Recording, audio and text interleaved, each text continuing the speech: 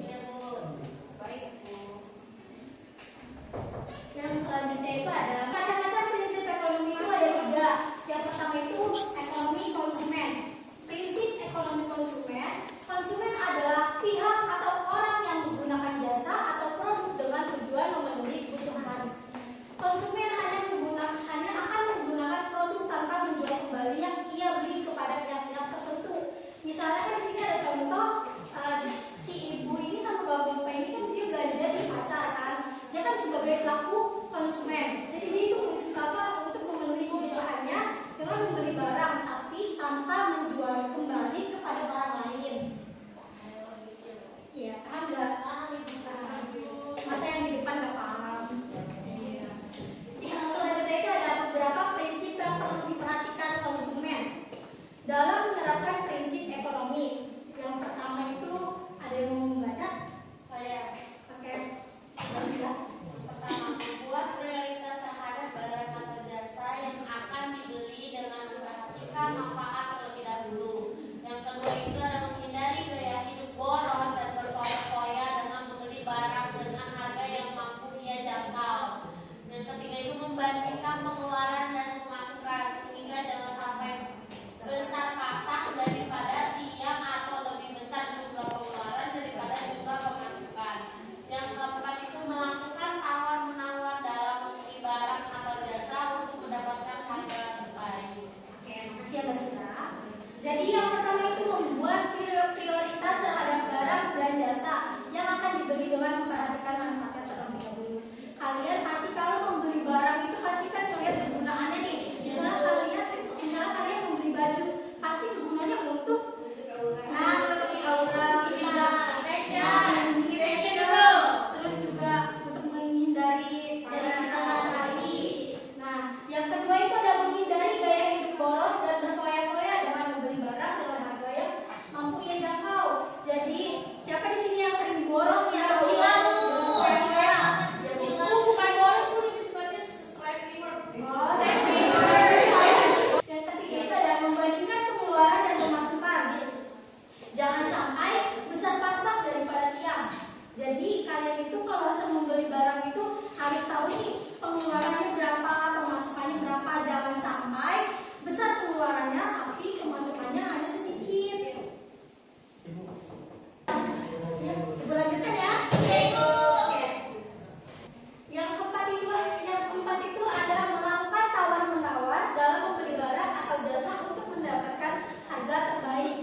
Tadi kan kayak di pasar tuh kan kayak pasti ibu-ibu atau bapak-bapak pasti kalau asal membeli barang atau membeli sayur-sayuran itu pasti kayak melakukan tawar-menawar. Jadi kayak jangan kayak misalnya harganya 11.000 terus ditawarin jangan jadi 1.000 juga. Ya kan rugi nanti penjualnya. Yang kedua adalah prinsip ekonomi produsen. Produsen sering diartikan sebagai pengusaha atau yang menghasilkan barang dan jasa, termasuk di dalamnya pembuat grosir, pengecer profesional, yaitu setiap orang atau badan yang berperan dalam menyediakan barang atau jasa hingga sampai ke tangan konsumen. Jadi tugasnya si produsen ini yaitu menghasilkan sebuah barang dan jasa untuk memenuhi kebutuhan si konsumen tersebut. Gitu. Paham nggak? Yang selanjutnya adalah contoh prinsip ekonomi bagi produsen sendiri, diantaranya ada yang harus semangat banget ya, belum jadi malu. Yang pertama, memproduksi barang yang banyak dicari dan dibutuhkan oleh masyarakat. Yang kedua, menyesuaikan jumlah produksi dengan jumlah permintaan. Yang ketiga, mencari bahan baku dengan kualitas terbaik namun dengan harga yang masih terjangkau. Yang terakhir, memiliki karyawan atau sumber daya manusia yang ahli, terampil dan disiplin. Oke, terima kasih ya Mbak Bulia. Jadi yang pertama itu contoh prinsip ekonomi bagi produsen itu yang pertama Yang pertama itu memproduksi barang yang banyak dicari dan dibutuhkan oleh masyarakat. Nah, si produsen ini pasti harus melihat gimana sih pasar, apa sih yang dibutuhkan dari masyarakat ini gitu kan. Apa sih yang banyak banget dicari barang-barangnya dari masyarakat. Terus yang kedua itu ada menyesuaikan jumlah produksi dengan jumlah permintaan. Si produsen ini harus menyesuaikan jumlah produksi, dia harus memproduksi sebanyak apa dan harus melihat juga jumlah permintaannya. Yang ketiga itu ada mencari bahan baku dengan kualitas terbaik, akan tetapi dengan harga yang masih terjangkau. Biar si produsen ini harus mencari bahan baku yang berkualitas supaya masih bisa juga dijualnya dengan harga yang masih tinggi gitu kan. Terus yang keempat itu ada memiliki karyawan atau sumber daya manusia yang ahli.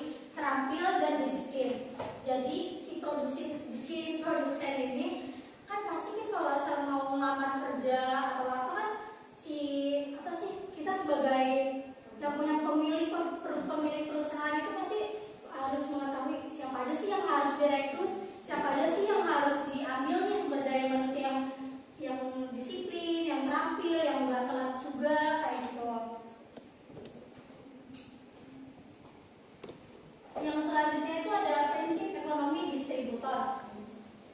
Distributor adalah orang atau kelompok yang menyalurkan sebuah produk ke konsumen akhir. Distributor juga merupakan pihak yang membeli produk dari produsen dalam bentuk jadi tanpa adanya proses perubahan atau modifikasi yang kemudian didistribusikan kepada konsumen, baik secara langsung maupun tidak langsung. Si distributor ini juga melalui retail seperti warung, toko, supermarket, dan lainnya. Distributor juga berperan menyimpan barang atau jasa dalam waktu tertentu sebelum menyalurkan ke pedagang lain atau ke konsumen. Jadi prinsip distributor ini yaitu untuk menyalurkan barang kepada konsumen. Terus juga dia juga bisa menyimpan beberapa banyak di situ barang-barang yang dibutuhkan masyarakat dalam satu lingkungan, satu tempat gitu. Yang selanjutnya itu ada prinsip ekonomi yang harus diperhatikan oleh distributor. Ada yang mau membaca?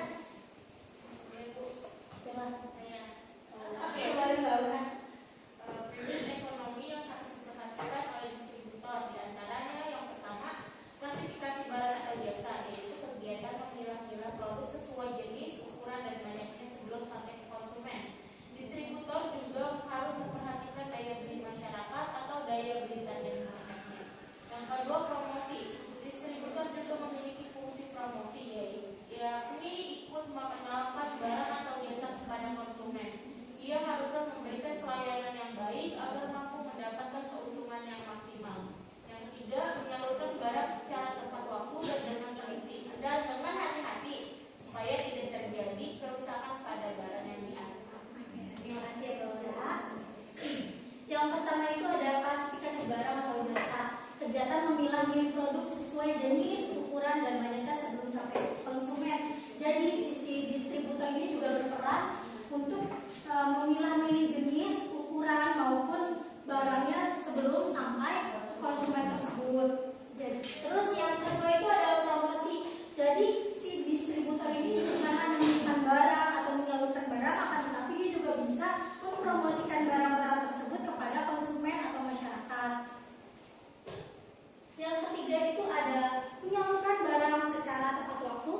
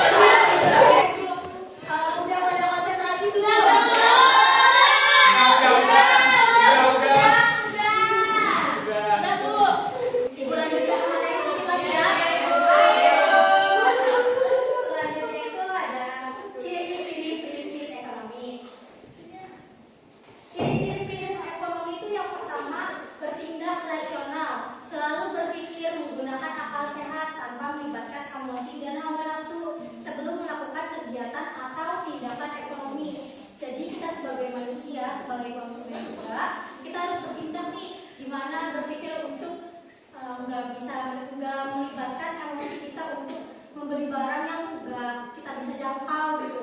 Jangan sampai kita pengen barang tersebut kita sampai menjual barang-barang pribadi kita kayak itu. Yang kedua itu ada bertindak ekonomis, melakukan suatu kegiatan ekonomi dengan perencanaan yang matang dan melalui perhitungan yang cermat.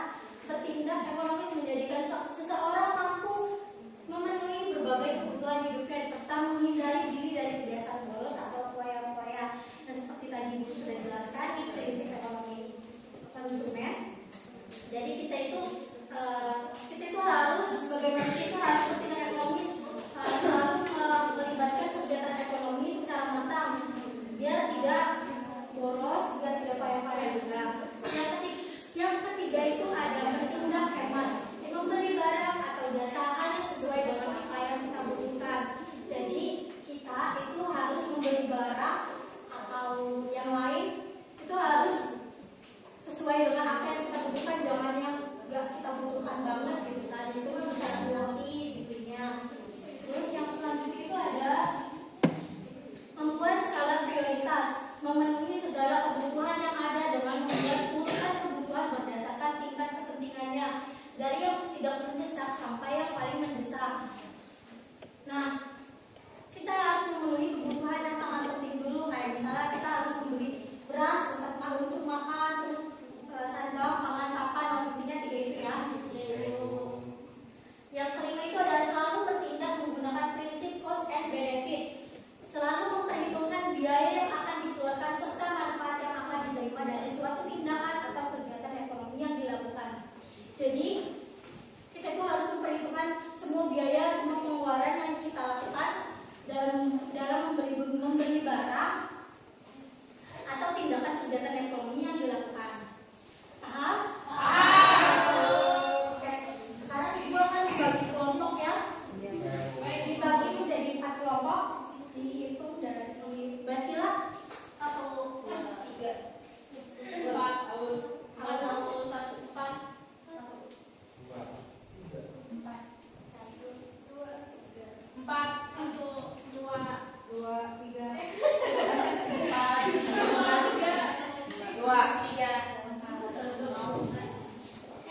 jadi yang kelompok 1 itu yang pertama di sini ya. Kelompok 2 di belakang, kelompok 3 itu di sebelahnya Ibu, kelompok 4 itu di belakangnya. Baik Ibu. Ya, kita ya, tapi dalam visi Baik Ibu. di sini Ibu akan membagikan APD-nya ya. Baik Ibu. Di sini ada APD, di sini ada nama kelompok, ditulis nama kelompok kalian, boleh nama buah-buahan, boleh nama benda, boleh nama idol kalian. Nama kelompok boleh nggak boleh, boleh sangat boleh. Di sini ada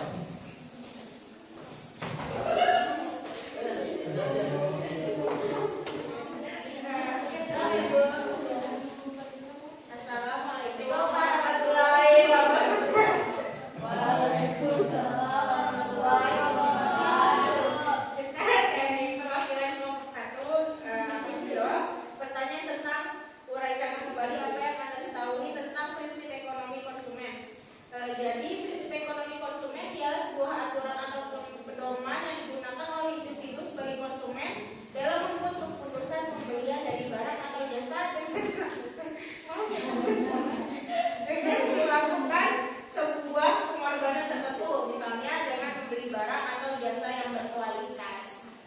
Sudah paham semua? Sudah. Jelas gak apa yang disampaikan? Jelas. Jelas. Tepuk tangan dulu dong.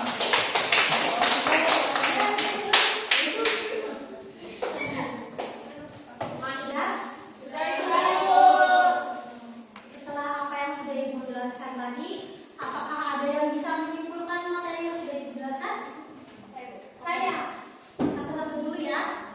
Siapa? Oh, oke. Mbak Dinda, silakan. Kesimpulan tadi tentang materi yang Ibu jelaskan itu ada pengertian ekonomi, di mana pada prinsipnya ekonomi itu digunakan untuk memenuhi permintaan terbatas dengan sumber daya yang terbatas. Nah, selanjutnya juga Ibu sudah menjelaskan tadi tentang macam-macam prinsip ekonomi yang dibagi menjadi tiga, yaitu prinsip ekonomi produsen, yaitu adalah prinsip ekonomi konsumen, di mana konsumen itu adalah pihak yang menggunakan jasa. Yang kedua itu ada prinsip ekonomi produsen, di mana produsen itu diartikan sebagai perusahaan yang menghasilkan barang dan jasa. Dan yang terakhir itu juga ada prinsip ekonomi distributor, di mana distributor itu adalah orang atau kelompok yang menyalurkan sebuah produk ke konsumen